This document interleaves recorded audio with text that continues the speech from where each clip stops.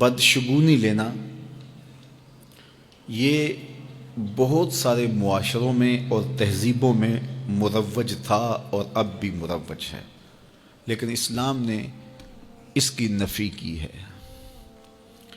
بدشگونی کیا ہے؟ کسی دن کو، کسی جگہ کو، کسی شخص کو منحوس خیال کرنا۔ بعض لوگ جانوروں کے بولنے سے بدشگونی لیتے ہیں کہ الو بول پڑا ہے تو یہ کام ہم نے نہیں کرنا، بلی نے راستہ کاٹ دیا ہے تو یہ کام ہم نے نہیں کرنا۔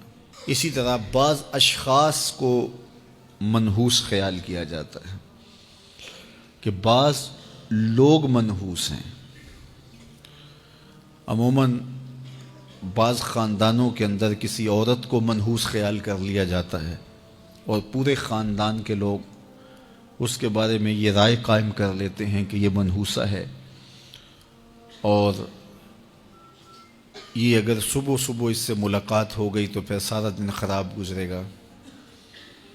تو یہ ایک تصور ہے بدشگونی کا جو ہماری معاشرت کے اندر پایا جاتا ہے۔ جاہلیت کے زمانے میں یہ ساری چیزیں موجود تھیں۔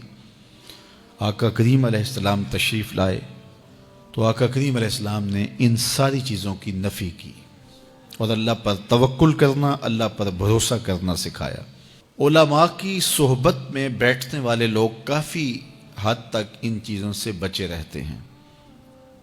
عام لوگوں کی زندگیوں کے اندر یہ چیزیں موجود ہوتی ہیں۔ جاہل پیروں، ملنگوں اور یہ بنگیوں چرسیوں کے پاس بیٹھنے والے لوگوں کے اندر تو کوٹ کوٹ کے یہ ہندوانہ چیزیں رچی بسی ہوتی ہیں۔ اس لیے ہمیں شریعت بیضاء کے مطابق ہی اپنی زندگی گزارنی چاہیے اور اپنے نظریات شریعت سے ہی لینے چاہیے۔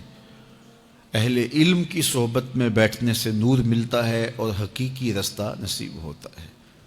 تو کسی کو منحوس قرار دے دینا یہ ہماری اپنی اختراع ہوتی ہے، ہمارا اپنا وسوسہ باطن ہوتا ہے۔ حضور نے ارشاد فرمایا ایک تو متعدی مرض نہیں ہے کہ اگر میں اس کے پاس بیٹھا تو یہ مرض مجھے اس سے لگ جائے گی۔ دوسری بات ارشاد فرمائی ولا حامتا، الو کا بولنا کوئی معنی نہیں رکھتا، اس کی آواز کوئی معنی نہیں رکھتی۔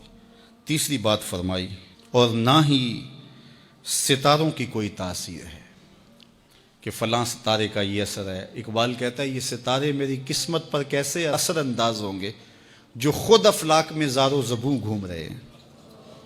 وہ بعض کہتے ہیں ہاتھ کی لکیریں کام کرتی ہیں، جی یہ تیری ہاتھ میں فلاں چیز کی لکیر ہی نہیں ہے، فلاں کی لکیر ہی۔ وہ بیٹھے ہوتے ہیں نا فٹ پاتھ کے اوپر، پروفیسر بابا جو قسمت کا حال بتاتے ہیں اور 10 روپے لیتے ہیں، تو وہ بتا رہے ہوتے ہیں تیری قسمت میں یہ ہے، تیری قسمت میں یہ ہے، تیری قسمت میں یہ ہے۔ وہ کسی نے کہا قسمت تو ان کی بھی ہوتی ہے جن کے ہاتھ بھی نہیں ہوتے۔ تو یہ لکیروں میں قسمت کو تلاش نہیں کیا جا سکتا۔ جب بچہ شکم مادر میں 120 دن کا ہوتا ہے، صحیح حدیث میں آتا ہے، فرشتہ اس کی عمر بھی لکھ جاتا ہے، اس کا رزق بھی لکھ جاتا ہے، اس کا شقی و سعید بھی ہونا لکھ جاتا ہے۔ لکھ دیا گیا، قلم اٹھا لیے گئے اور صحیفے خشک ہو گئے، اب کوئی نہیں لکھا جائے گا۔ تو جو شکم مادر میں لکھا گیا۔ اور چوتھی بات اللہ کے محبوب نے فرمایا کہ سفر کچھ نہیں ہے۔ یعنی کچھ لوگ کہتے ہیں یہ جو سفر کا مہینہ ہے یہ بہت ہی سخت مہینہ ہوتا ہے اور ان دنوں کے اندر سفر نہیں کرنا چاہیے، ان دنوں کے اندر شادی نہیں کرنی چاہیے، ان دنوں کے اندر اگر شادی کی جائے تو وہ شادی کامیاب نہیں ہوتی، اس لیے کہ یہ مہینہ منحوس ہے۔ میں آپ کو بتاتا ہوں کہ اس سفر کے مہینے میں سیدنا علی کی شادی حضرت سیدہ فاطمہ سے ہوئی ہے۔ بتاؤ اس سے کامیاب کوئی شادی ہو سکتی ہے؟ کوئی کہتے ہیں جی اس مہینے میں اگر شادی ہو تو اولاد نہیں ہوتی۔ حضرت علی اور سیدہ فاطمہ کی شادی ہوئی ہے، حسن اور حسین پیدا ہوئے ہیں، ایسے کوئی بیٹے تو لاؤ زمانے میں۔ حضرت زینب رضی اللہ تعالی عنہا اور حضور کی شادی ماہ صفر المظفر میں ہوئی ہے۔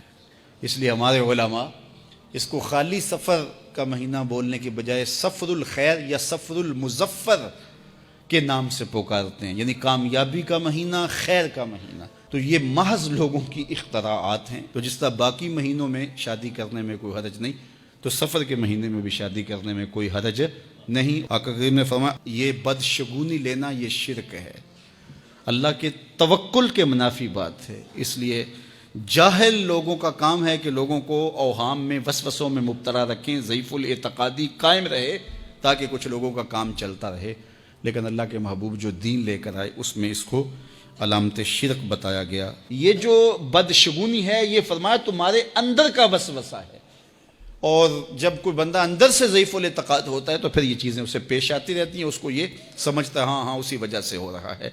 تو یہ چیزیں انسان کی زندگی پر بہت زیادہ اثر انداز ہوتی ہیں۔ اللہ مجھے آپ کو اپنی رحمتوں کے حصار میں رکھے۔